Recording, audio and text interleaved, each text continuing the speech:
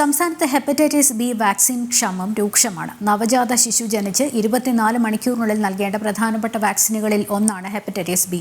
കരൾ അണുബാധ തടയുകയാണ് വാക്സിനിലൂടെ ലക്ഷ്യമിടുന്നത്. സർക്കാരിന്റെ സാമ്പത്തിക പ്രതിസന്ധിയാണ് ക്ഷാമത്തിന് കാരണം എന്നാണ് ഉയരുന്ന വിമർശനം. വിവരങ്ങളുമായി രശ്മി കാർത്തിക ചേരുന്നു. രശ്മി, വളരെ ഗുരുതരമായ ഒരു സാഹചര്യം വാക്സിൻ ലഭ്യമാകാത്തത് ഈ സാമ്പത്തിക പ്രതിസന്ധി തന്നെയാണ് സംസ്ഥാനത്ത് പല കാര്യങ്ങൾക്കും വിഘാതമാകുന്ന പോലെ ഇതിനും എന്നുള്ളത്. പക്ഷേ എങ്ങനെ നോക്കിക്കാണാം ഈ ആരോഗ്യപരമായ കാര്യം, പ്രത്യേകിച്ച് നവജാത ശിശുവിന് ഏറ്റവും ആവശ്യമായി എടുക്കേണ്ട ഈ വാക്സിന്റെ ക്ഷാമത്തെക്കുറിച്ച് വിവരങ്ങൾ നൽകാൻ രശ്മി കാർത്തിക ചേരുന്നുണ്ട്. രശ്മി, ഈ സംസ്ഥാനത്ത് ഹെപ്പറ്റൈറ്റിസ് ബി വാക്സിൻ ക്ഷാമം രൂക്ഷമായിരിക്കുന്ന സാഹചര്യം, സർക്കാരിൻ്റെ സാമ്പത്തിക പ്രതിസന്ധി തന്നെയാണ് ഇതിന് കാരണം എന്ന് വിലയിരുത്തൽ ഉണ്ടാകുന്ന സാഹചര്യം. അന്വേഷിച്ചപ്പോൾ എന്തൊക്കെ കാര്യങ്ങളാണ് മനസ്സിലായത്?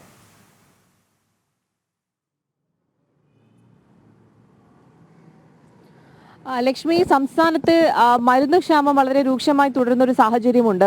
ഈ മരുന്ന് വിതരണ കമ്പനികൾക്കൊക്കെ KMCL കുടിശ്ശിക നൽകാനുള്ളതാണ് ഈ മരുന്ന് ക്ഷാമം രൂക്ഷമാകാൻ കാരണം. മരുന്നുകളുടെ ഗുണനിലവാര പരിശോധന പോലും നിലവിൽ സംസ്ഥാനത്ത് നടക്കുന്നില്ല എന്നുള്ളത് ഞെട്ടിക്കുന്ന ഒരു വസ്തുതയാണ്. അതിനിടയിലാണ് ഏറ്റവും പ്രധാനപ്പെട്ട ഹെപ്പറ്റൈറ്റിസ് ബി വാക്സിൻ സംസ്ഥാനത്ത് ഇല്ല എന്നുള്ള വിവരം കൂടി പുറത്തു വരുന്നത്. ഈ ഹെപ്പറ്റൈറ്റിസ് ബി വാക്സിൻ എന്ന് പറയുന്നത് കുഞ്ഞുങ്ങൾ, അതായത് ഒരു കുഞ്ഞ് ജനിച്ച ആ കുഞ്ഞിന് 24 മണിക്കൂറിനുള്ളിൽ എടുക്കേണ്ട വാക്സിനുകളിൽ ഏറ്റവും പ്രധാനപ്പെട്ട ഒരു വാക്സിനാണ് ഹെപ്പറ്റൈറ്റിസ് ബി എന്നുള്ളത്. അതായത് അമ്മയിൽ നിന്നുള്ള അണുബാധ തടയുന്നതിന് വേണ്ടി, കരൾ രോഗം തടയുന്നതിന് വേണ്ടിയിട്ടാണ് കുഞ്ഞുങ്ങളിൽ ഈ ഒരു വാക്സിൻ വ്യാപകമായി എടുത്തുകൊണ്ടിരിക്കുന്നത്. നിർബന്ധമായും നൽകേണ്ട ഒരു വാക്സിനാണ്. പക്ഷേ സ്വകാര്യ ആശുപത്രികളിൽ ഇതിനോടകം തന്നെ ഹെപ്പറ്റൈറ്റിസ് ബി വാക്സിൻ പൂർണ്ണമായും തീർന്നിട്ടുണ്ട്. സർക്കാർ ആശുപത്രികളിൽ വളരെ കുറച്ച് സ്റ്റോക്ക് മാത്രമാണ് നിലവിൽ അവശേഷിക്കുന്നത്. പക്ഷേ കേരള മെഡിക്കൽ സർവീസസ് കോർപ്പറേഷനുമായി ബന്ധപ്പെട്ടപ്പോൾ അധികൃതർ അറിയിക്കുന്ന ഒരു കാര്യം, അത്തരത്തിലൊരു വാക്സിൻ ക്ഷാമം നിലനിൽക്കുന്നില്ല എന്നുള്ളതാണ്. പക്ഷേ ആശുപത്രികളിൽ ഉൾപ്പെടെ കടുത്ത ക്ഷാമമാണ് ഈ ഒരു ഹെപ്പറ്റൈറ്റിസ് ബി വാക്സിന്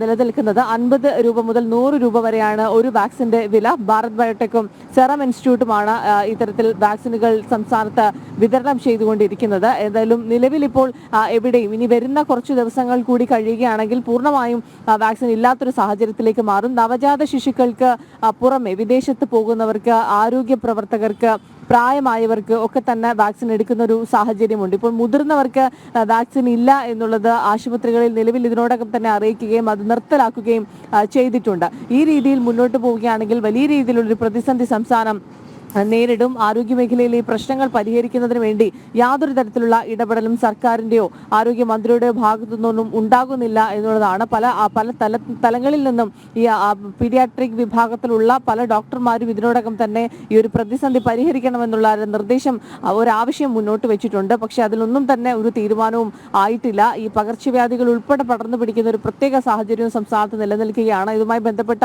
പ്രത്യേകിച്ചുള്ള യോഗങ്ങളോ അല്ലെങ്കിൽ മറ്റു നടപടികളിലേക്കോ, മരുന്ന് ക്ഷാമം പരിഹരിക്കുന്നതിനായിട്ടുള്ള പ്രശ്നങ്ങളിലേക്കോ, മരുന്നിന്റെ ഗുണനിലവാര പരിശോധന ഉറപ്പുവരുത്തുന്ന നടപടികളിലേക്കോ ഒന്നും തന്നെ ആരോഗ്യവകുപ്പ് ഇതുവരെയും കടന്നിട്ടില്ല. അതിനിടയിലാണ് ഏറ്റവും പ്രധാനപ്പെട്ട, അതായത് ഈ ജീവിതശൈലി രോഗങ്ങൾക്കുള്ള മരുന്നുകൾ, മറ്റ് പനിക്ക് നൽകുന്ന പാരസെറ്റാമോളിന് പോലും ക്ഷാമം അനുഭവപ്പെടുന്നുണ്ട് പല ആശുപത്രികളിലും. എവിടെയാണോ സ്റ്റോക്ക് ഉള്ളത് അവിടെ നിന്നും ഇല്ലാത്തിടത്തേക്ക് മാറ്റി താൽക്കാലികമായി പരിഹാരം കാണുന്നു എന്നുള്ളതാണ് നിലവിൽ നമുക്ക് മനസ്സിലാക്കാൻ കഴിയുന്ന ഒരു കാര്യം. ഹെപ്പറ്റൈറ്റിസ് ബി പോലുള്ള ഏറ്റവും അടിയന്തരമായി നൽകേണ്ട വാക്സിന് പോലും ക്ഷാമം നേരിടുക എന്ന് പറയുമ്പോൾ അത് വലിയ പ്രതിസന്ധി തന്നെയാണ്. അതിന് അടിയന്തരമായി ആരോഗ്യവകുപ്പ് ഇടപെടണം എന്നുള്ളതാണ് പീഡിയാട്രിക് ഡോക്ടർമാർ ഉൾപ്പെടെ മുന്നോട്ട് വെക്കുന്ന ആവശ്യം. രശ്മി, തീർച്ചയായും ഡോക്ടർമാർ ഉൾപ്പെടെ മുന്നോട്ട് ഈ ആവശ്യം വെക്കുന്നതിൻ്റെ ഒരു ഗൗരവം നമുക്ക് മനസ്സിലാകും. നമുക്കറിയാം, കുവൈത്ത് ദുരന്തം നടന്നപ്പോൾ അവിടേക്ക് പോകാൻ ആരോഗ്യമന്ത്രി കാണിച്ച ഒരു ശുഷ്കാന്തി ഉണ്ടല്ലോ. അത് കേന്ദ്ര സർക്കാർ അവിടെ കൃത്യമായ നടപടികൾ എല്ലാം തന്നെ ഇന്ത്യൻ എംബസിയുമായി കൂടിച്ചേർന്നും കുവൈത്ത് ഭരണകൂടവുമായി ചേർന്നും എടുത്തിട്ടും ഇവിടെ നിന്ന് അവിടെ പോയി കാര്യങ്ങൾ ഏകോപിപ്പിക്കാൻ എന്ന് പറഞ്ഞ് രാഷ്ട്രീയമായി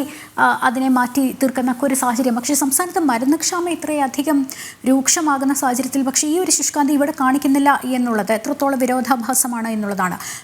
എന്തുകൊണ്ട് ഇത്തരത്തിൽ പാരസെറ്റമോളിന് പോലും രശ്മി പറഞ്ഞതുപോലെ അത്തരത്തിൽ ഷോർട്ടേജ് ഉണ്ടെങ്കിൽ എന്തുകൊണ്ട് എന്ന് കൃത്യമായൊരു മറുപടി പറയാൻ ആരോഗ്യവകുപ്പിനാകുന്നില്ലല്ലോ, അല്ലേ?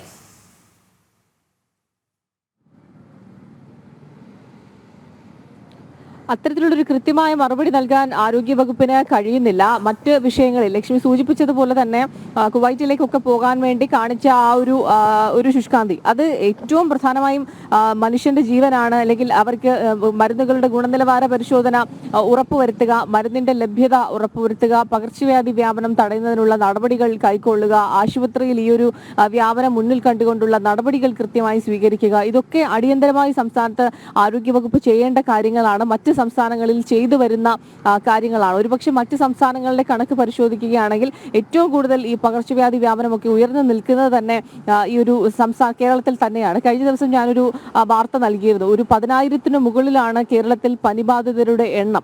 മരണനിരക്ക് വർദ്ധിക്കുന്നുണ്ട്. 268 പേരാണ് ഒരു ദിവസം തന്നെ ഡെങ്കിപ്പനിക്ക് ചികിത്സ തേടി ആശുപത്രികളിൽ എത്തുന്നത്. 70ഓളം പേർക്ക് പെർ ഡേ ഡെങ്കിപ്പനി സ്ഥിരീകരിക്കുന്നുണ്ട്.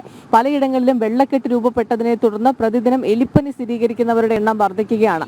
മഞ്ഞപ്പിത്തം ബാധിക്കുന്നവരുടെ എണ്ണം മലപ്പുറം ഉൾപ്പെടെയുള്ള ജില്ലകളിൽ വ്യാപകമാകുന്നു. ഇതൊക്കെ വളരെ ഗുരുതരമായിട്ടുള്ള ഒരു സാഹചര്യമാണ്. ഇത് മുന്നിൽ കണ്ടുകൊണ്ടുള്ള നടപടികൾ, കൊതുക് നശീകരണ പ്രവർത്തനങ്ങളൊന്നും സംസ്ഥാനത്ത് നടത്തിയിരുന്നില്ല. അതുകൊണ്ട് തന്നെ വലിയ രീതിയിൽ വെള്ളക്കെട്ടുകൾ രൂപപ്പെടുകയും കൊതുക് വളരുകയും ഒക്കെ ചെയ്യുന്നത് വലിയ രീതിയിൽ ഒരു വ്യാപനത്തിന് കാരണമായിട്ടുണ്ട്. ഇത് നമ്മൾ ഈ കൃത്യമായി ഇതിന്റെ കണക്കുകളൊന്നും തന്നെ പരിശോധിക്കാത്തത് കൊണ്ടാണ് ആ ഒരു പ്രശ്നമില്ലാത്തത്. ഓരോ ആശുപത്രിയിലും സർക്കാർ ആശുപത്രികളിൽ മാത്രം ചികിത്സ തേടി എത്തുന്നവരുടെ കണക്ക് തന്നെ എടുത്തു കഴിഞ്ഞാൽ അത് വളരെ വലുതാണ്. അതിനിടയിൽ അവർക്ക് നൽകാനുള്ള മരുന്നുകൾ, അത് നമ്മളിപ്പോൾ പാരസെറ്റമോൾ ആണെങ്കിലും അതിന് പ്രശ്നമൊന്നുമില്ല, നമ്മൾ ചെല്ലുമ്പോൾ അത് കിട്ടും എന്ന് വിചാരിക്കുന്നു. പക്ഷേ ഇല്ലാത്ത സ്ഥലങ്ങളിലേക്ക് ഉള്ള സ്റ്റോക്ക് മാറ്റി അങ്ങനെ ഒരു താൽക്കാലികമായ ഒരു പരിഹാരം കണ്ട് മാത്രമാണ് നിലവിൽ മുന്നോട്ട് പോകുന്നത്. മാത്രമല്ല, ഈ വിതരണം ചെയ്യുന്ന ഈ ആന്റിബയോട്ടിക്കുകൾ ഉൾപ്പെടെ ഒരു മരുന്നുകളിലും ഗുണനിലവാര പരിശോധന നടത്തുന്നില്ല. അത് മുൻപും പലതവണ പറഞ്ഞിട്ടുള്ള കാര്യമാണ്. പക്ഷെ അതിലൊന്നും ഗുണനിലവാര പരിശോധന നടത്താതെ മരുന്നുകൾ വലിയ രീതിയിൽ വിതരണം ചെയ്യുന്നു. അത് രോഗികൾ കഴിച്ചതിന് ശേഷം അവർക്ക് എന്തെങ്കിലും തരത്തിലുള്ള ശാരീരിക ബുദ്ധിമുട്ടുകൾ അനുഭവപ്പെട്ട് അവർ പരാതി നൽകുകയാണെങ്കിൽ അതിൽ വീണ്ടും പിന്നീട് ഗുണനിലവാര പരിശോധന നടത്തി അതിന് സ്റ്റോപ്പ് മെമ്മോ നൽകുകയാണ് ഇപ്പോൾ നിലവിൽ ആരോഗ്യവകുപ്പ് ചെയ്യുന്നത്. അപ്പോൾ മരുന്നുകളുടെ ലഭ്യത ഉറപ്പുവരുത്തുക, അതിന്റെ ഗുണനിലവാരം ഉറപ്പുവരുത്തുക, അതിന്റെ ക്ഷാമം പരിഹരിക്കുക, ഇതൊക്കെ തന്നെ അടിയന്തരമായി ചെയ്യേണ്ട കാര്യങ്ങളാണ്. ഹെപ്പറ്റൈറ്റിസ് ബി ഒക്കെ ഏറ്റവും അത്യാവശ്യപരമായിട്ട് കടൽ രോഗം കുഞ്ഞുങ്ങൾക്ക് വരാനുള്ളൊരു സാധ്യത കൂടുതലാണ്. അമ്മയിൽ നിന്നും ഈ ഒരു അണുബാധയൊക്കെ നവജാത ശിശുവിന് പകരാനുള്ളൊരു സാധ്യത വളരെ കൂടുതലാണ്. അപ്പോൾ 24 മണിക്കൂറിൽ എടുക്കേണ്ട ചില മരുന്നുകളുണ്ട് നിർബന്ധമായും കുഞ്ഞുങ്ങൾക്ക്.